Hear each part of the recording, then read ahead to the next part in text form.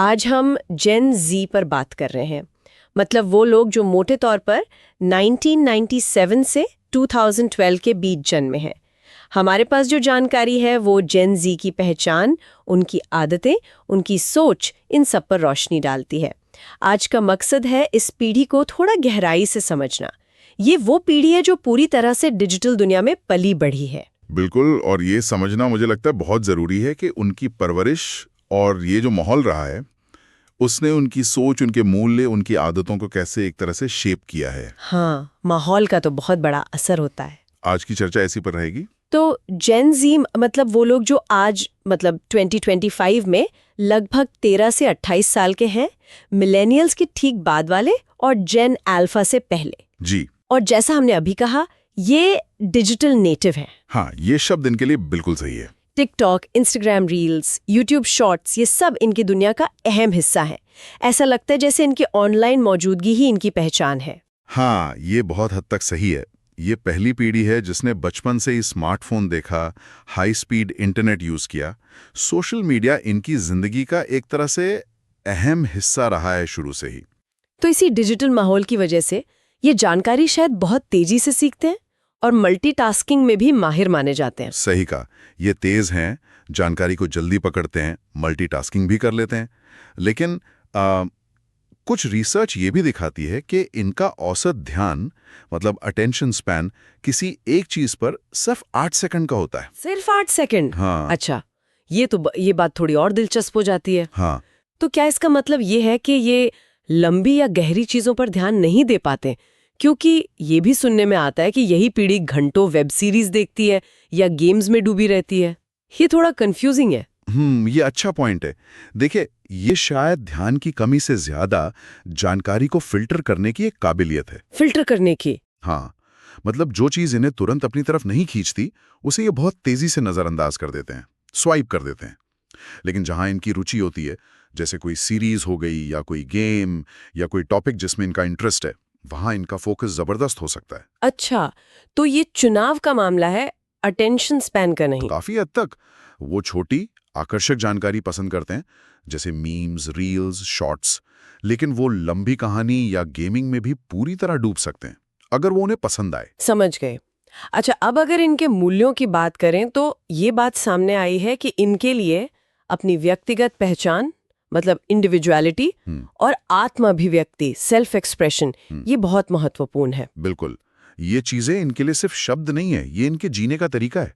और शायद यही वजह है कि ये पहली पीढ़ी है जो मानसिक स्वास्थ्य जैसे मुद्दों पर, मतलब डिप्रेशन है, एंग्जाइटी है, इन पर इतनी खुलकर बात करती है। हाँ, ये मैंने भी नोटिस किया है। वो इसे सामान्य बनाने में, मतलब नॉर्मलाइज करने में एक अहम भूमिका निभा रहे हैं, ऑनलाइन बातचीत के जरिए अपने अनुभव शेयर करके। और सामाजिक मुद्दों पर भी इनकी आवाज काफी बुलंद रहती है। जलवायु परिवर्तन हो या समानता की बात हो, LGBTQ+ अधिकार हो, इन सब पर ये काफी एक्टिव दिखते हैं। हाँ, जागरूकता बहुत है इनमें। ये सिर्फ बातें नहीं करते, ये वाकई बदलाव लाना चाहते हैं। और करियर को लेकर इनका नजरिया क्या वो भी अलग है? हाँ, काफी अलग है। स्थिरता तो चाहते हैं, मतलब एक स्टेबल नौकरी चाहिए, पर वो पारंपरिक 9 से 5 वाली जॉब के ढांचे में बंधने से ज्यादा अहमियत देते हैं आज़ादी को, फ्लेक्सिबिलिटी को और अपने पैशन को फॉलो करने को। अच्छा। कई बार उन्हें ये पारंपरिक नौकरियां थोड़ी उबाऊ या बहुत ज्यादा बंधनों वाली लगती हैं। तो इसीलिए शायद ये साइड हसल या फ्रीलांसिंग या फिर अपना खुद का ब्रांड बनाना जैसे यूट्यूब पर या इंस्टाग्राम पर, ये सब इन्हें ज्यादा पसंद आता है। बिल्कुल, साइड प्रोजेक्ट्स काफी कॉमन है इनमें। पैसा जरूरी है, वो तो है ही, लेकिन वर्क लाइफ बैलेंस और अपनी मानसिक शांति वो ज्यादा जरूरी है। ये काम को जिंदगी का एक हिस्सा मानते हैं, पूरी जिंदगी नहीं।